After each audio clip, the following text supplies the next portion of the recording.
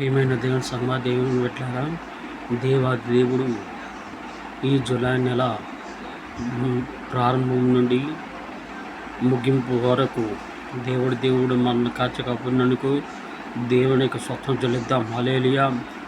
రేపటి రోజు ఆగస్టు నెలలోకి మనం అడుగు పెట్టబోతున్నాం. గడవలసిన నెలలో కూడా దేవుడు మనకు తోడుగా ఉండి ఈ ఆగస్ట్ రాబోయే నెలల్లో దేవుడు మనకి మేలు చేయలాగున దేవుని స్వత్వం చెల్లిద్దాం. హల్లెలూయా, హల్లెలూయా. ఈ నెల ఆఖరి రోజున దేవుడు మనతో మాట్లాడుతున్న మాటలు ఏమనగా, మత్తయి సువార్త 19వ అధ్యాయము 21వ వచనం మనం చూసినట్లయితే చూడండి. మత్తయి సువార్త 19వ అధ్యాయము 21వ వచనం మనం చూసినట్లయితే, అందుకు యేసు, నీవు పరిపూర్ణుడగుటకు కోరినెడలా పోయి నీ ఆస్తిని అమ్మి బీదలకిమ్ము, అప్పుడు పరలోకమందు నీకు ధనము కలుగును. నీవు వచ్చి నన్ను వెంబడించమని అతనితో చెప్పాను. దేవుడు దీవించుగాక. ఆమేన్. ఈ వాక్యంలో ఉన్న అర్థము ఏమనగా, చూడండి, మనకి తెలిసిన వాక్యమే, మనం రోజు చదువుకుంటున్న వాక్యమే. నికోదేము యేసుక్రీస్తు వద్దకు వచ్చి, అయ్యా, ధనవంతుడు పరలోకంలోకి అడుగు పెడతాడా అని అడిగినప్పుడు దేవుడు ఆయనతో చెబుతున్న మాట ఇది. ఎందుకనగా అందుకు యేసు, నీవు పరిపూర్ణుడగుటకు కోరినెడలా, ఆ ధనవంతుడు దేవుడు చెబుతున్న మాట ఏమంటే అంటే, నీవు పరిపూర్ణుడు ఆగుటకు కోరావు కదా, అంటే పరలోక రాజ్యంలోకి వెళ్తానని అన్నావు కదా. ఓ ధనవంతుడా అని ధనవంతుడు చెబుతున్న మాట, అంటే నికోదేముతో చెబుతున్న మాట ఇది. పోయి నీ ఆస్తిని అమ్మి బీదలకిమ్ము. చూడండి, దేవుని రాజ్యంలోకి ప్రవేశించాలి అంటే మన యొక్క ఆస్తిని, భూమి మీద ఉన్న మన యొక్క ఆస్తిని, అంతస్తుని వదిలిపెట్టాలి. ఒకవేళ మనకి లెక్కలేనంత ఆస్తి ఉన్నప్పుడు వాటిని బీదలకు ఇవ్వాలి, అంటే లేని వారికి ఇవ్వాలి, సాయం చేయాలి. అనగా ఈ భూలోకంలో ఒకరినొకళ్ళు సాయం చేసుకోవాలి. కానీ చేసుకుంటున్నారా ఈ లోకంలో? ఒకరినొకరు సాయం లేదు, చేసుకోవటం లేదు.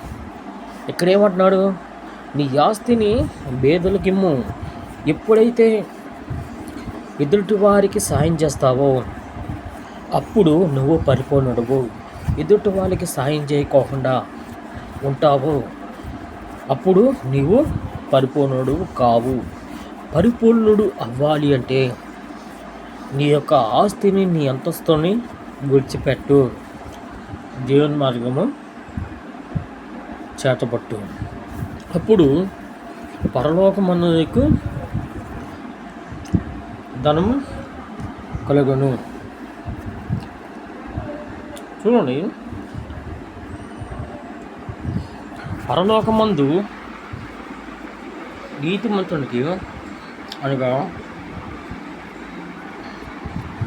దేవుణ్ణి వెంబడించిన వారికి పరలోకమందు కలుగుతున్నట్ట, ధనం కలుగుతున్నట్ట. అంటే పరలోకంలో నీకు అధికారము ఇవ్వబడుతుంది. కాబట్టి అర్థం చేసుకోండి, మనము పరలోకానికి వెళ్ళాలంటే మనకున్న అంతస్తుని, ఆస్తిని విడిచిపెట్టాలి. అప్పుడు పరిపూర్ణ అవుతాము. పరలోకమందు మనకు ధనం కలుగుతుంది. నీవు వచ్చి నన్ను వెంబడించమని. చూడండి, మనం ఎవరిని వెంబడించాలి? మనుషులన కాదు, దేవుడిని వెంబడించాలి. యేసుక్రీస్తు వారిని వెంబడించినట్లయితేనే మనం పరిపూర్ణులము అవుతాం. పరిపూర్ణ ఆగుటకు ఒక మార్గం ఈ వాక్యం. కాబట్టి దేవుని సంబంధం ఏంటి పెట్టారా, మనము దేవుని చేత రక్షింపబడాలి అంటే ముందు మనకున్న ధనాన్ని మన నుంచి మనమే దూరం చేసుకోవాలి. అది కాకుండా నాకు ధనమే మేలు అని దేవుని విడిచిపెట్టి ధనానికి అంటే లోకానికి బానిసైపోతున్నావా? అట్టయితే దేవుడు నీ యందు కార్యాలు చేయరు.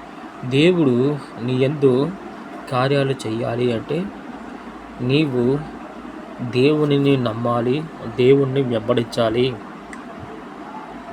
నువ్వు కలిగి ఉన్న దానిని పేదలకు పంచిపెట్టాలి.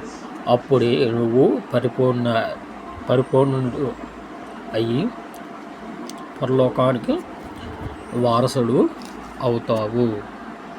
దేవాది దేవుడు మిమ్మల్ని, మీ కుటుంబాన్ని దీవించుగాక. ఈ వాక్యమైన మీ అందరికీ నా హృదయపూర్వక వందనములు. ఆమేన్.